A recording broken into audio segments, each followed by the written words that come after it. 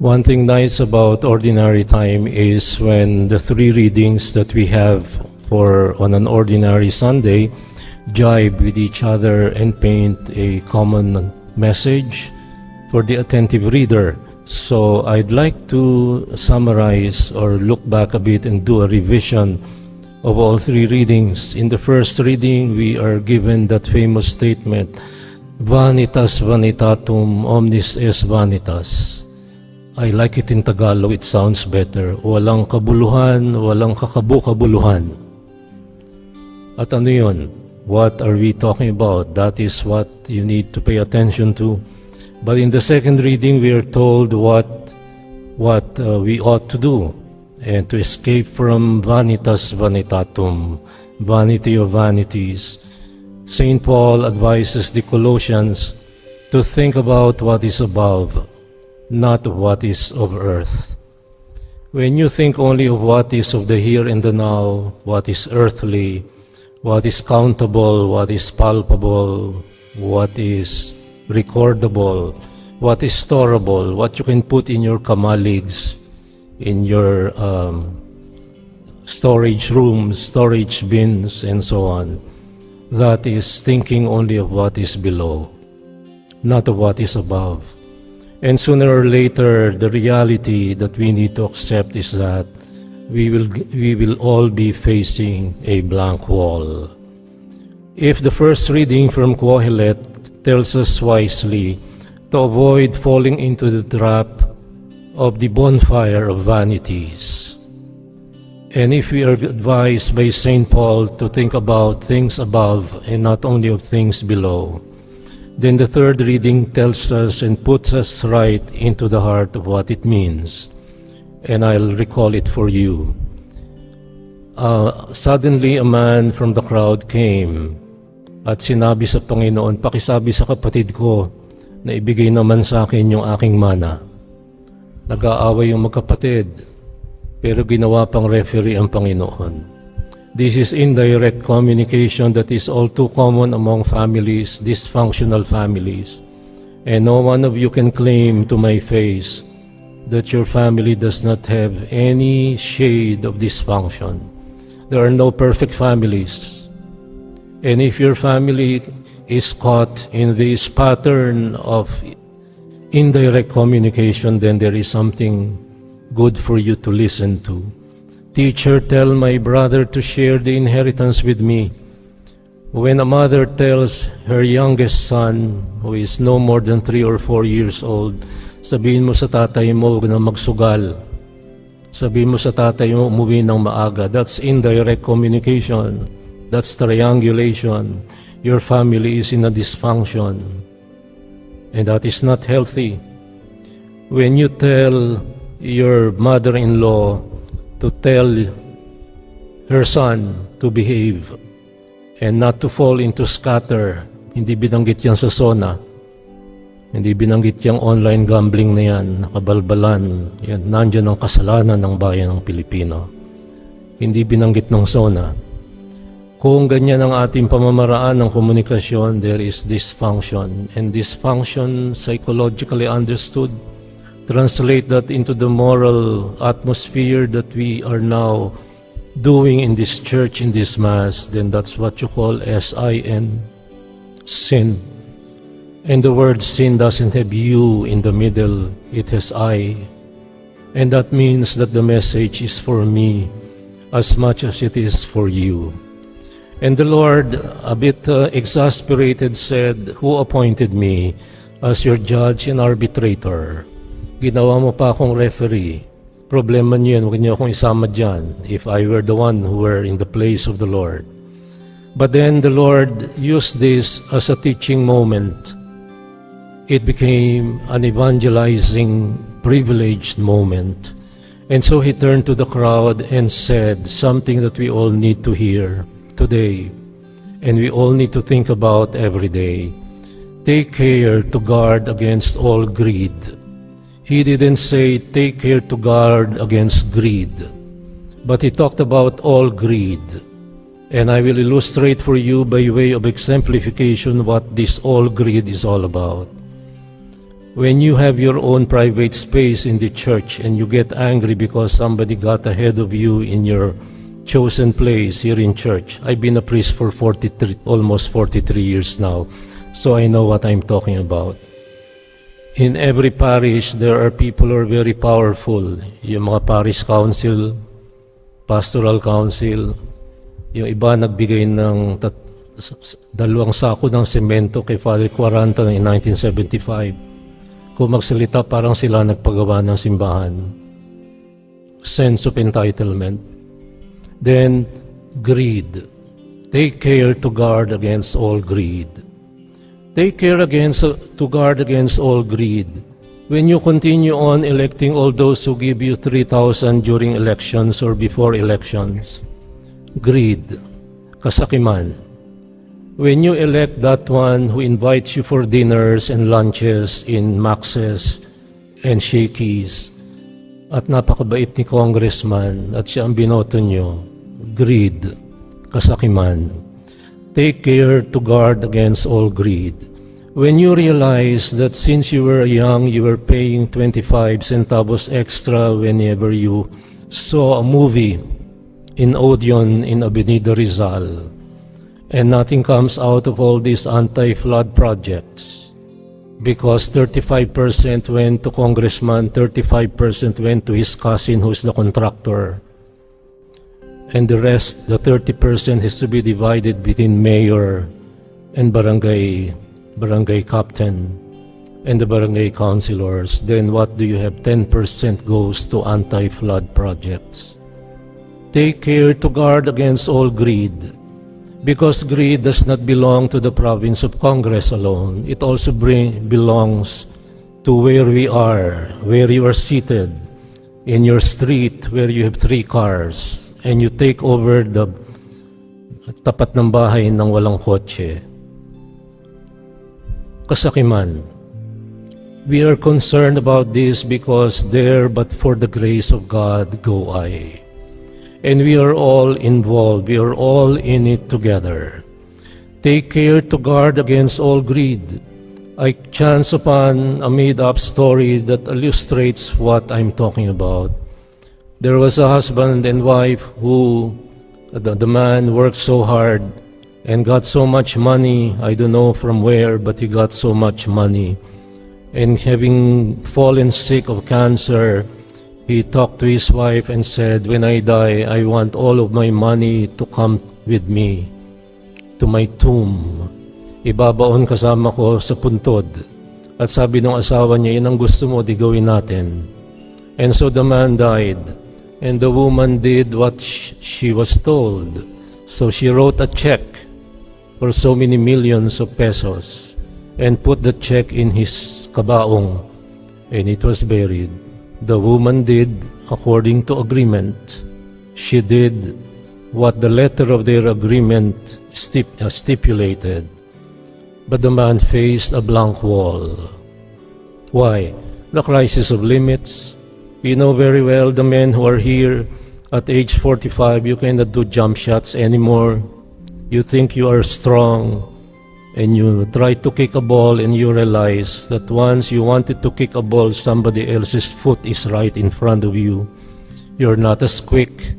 That's the crisis of limits that we call midlife crisis. And so what do? You try to prove you are young, so you look for a younger woman. You look for a young girl below 18, like Trump did with Epstein, but tells a lie and covers up his cover-up, and now he's digging that shit even deeper by lying repeatedly. We live in a sinful world, and we ourselves belong to this culture of corruption, the culture of sin. And the very reason why we are here this morning is because we know we cannot do it alone. We need the grace of God. We need the mercy of God, the justice and compassion of God, in order for us to cut a clean slate beginning on a Sunday, and hopefully it will last until the next Sunday. Because we know the rule in Philippine setting, araw ng linggo, santito, Lunes hanggang Sabado, maldito, and we are all in it together. So, with all three readings in front of us, we are convicted. If you are not convicted, then you read a short story. If you are not bothered, then you read a novel. If you are not bothered, sick, and depressed about what's going on in this country that is full of corruption, ang yumayaman lamang ay mga political dynasties na inyong inihahalal every 3 years. Wala pa ako nakitang congressman na mahirap at yumayaman pa. When I was helping the typhoon victims in one place, I won't tell you where, the one who picked me up in the airport was always the same guy who was a captain of a ship. He was a marine, ang tawag dito, marinero sa Castilla, a sailor. I forget the other terms for it. And then without me asking, a long drive from the airport to the place where I was going to bring down what little help I could bring to the typhoon victims. Sabi niya sa akin, Father, kilala mo si Congressman so-and-so? Yes, of course, he's very popular. He's always in the dailies, in the major broadsheets. You know what? We grew up together. Mahirap pa kami pareho sa daga. That hurts. Pero ngayon, iba na ang buhay niya. Yung mga anak niya nag-aaral sa London, sa New Jersey. Mayaman na. So, where in the world are we? Welcome to humanity. Welcome to a land not flowing with milk and honey. Welcome to a land of corruption. And this is where we are. And this is who we are. In the reality is that I gave an allusion to families. When the mother tells her youngest son to tell her husband to behave, that's a dysfunctional family. And dysfunction is also SIN, psychologically understood. You just transfer it to the moral ground, and once one partner hides secrets from the other partner, you talk about deceit. And deceit is SIN. And this is where we fall into as human beings. And then when the Lord said, take care to guard against all greed, we are told, like Stephen Covey was telling us 30 years ago, begin with the end in mind. And what is the end in mind? Sorry to say, but the reality is this. Yung perang sinabi mo sa asawa mong ilalagay at ibabaon sa puntod kasama mo, yun, binaon, yung cheque. But can you use that? No, you face a blank wall. You face the end. And the end is the reality that is something that we will face sooner or later. So the question of the Lord is very simple. What for? For whom is everything that you are working for? Para saan? Para ke?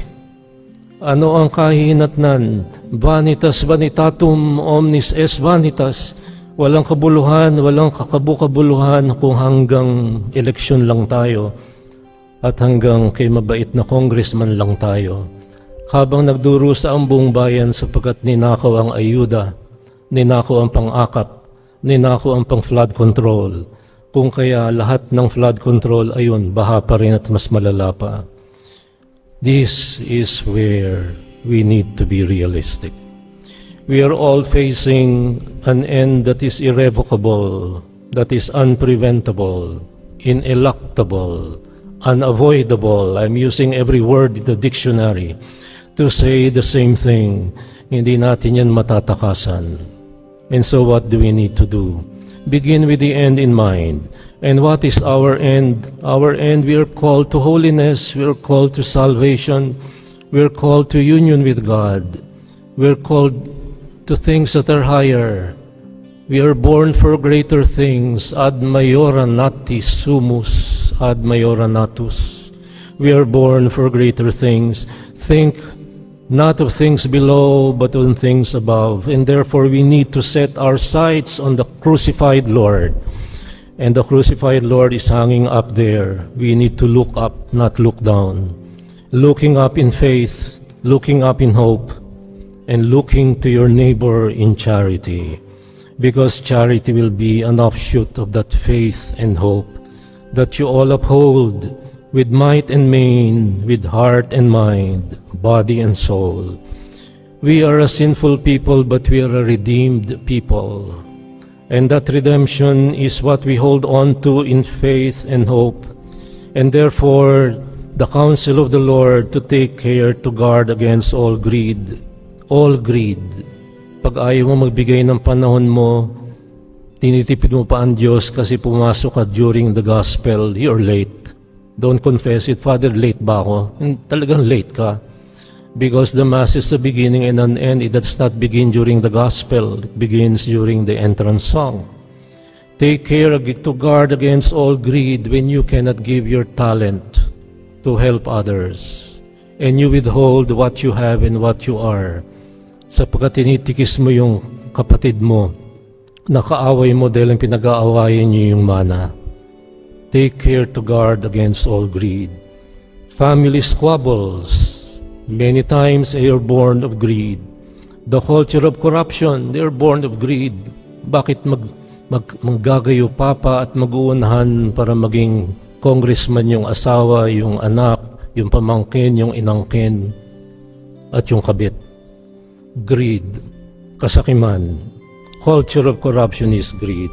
Political dynasties is greed. And we are the ones electing them. And therefore, we are part of the culture of sin.